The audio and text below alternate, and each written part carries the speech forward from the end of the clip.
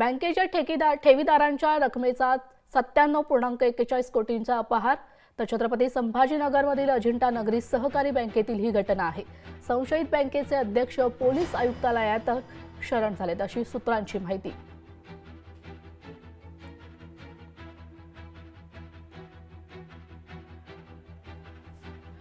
आपले प्रतिनिधी सचिन पडे आपल्यासोबत जोडले गेले। सचिन, काय अधिकची माहिती?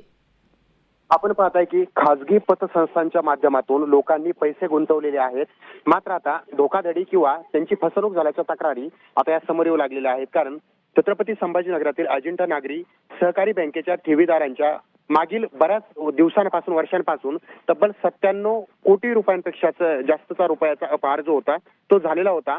आणि सर्वेसर्वा जर पाहिलं गेलं तर काँग्रेसचे माजी विधान परिषदेचे सदस्य तथा बँकेचे अध्यक्ष संशयित सुभाष धांबड हे अखेर पोलिसांना शरण गेलेले आहेत। पोलीस आयुक्तालयामध्ये ते शरण गेल्याच्या नंतर आता त्यांनी या ठिकाणी सरेंडर झालेले आहेत।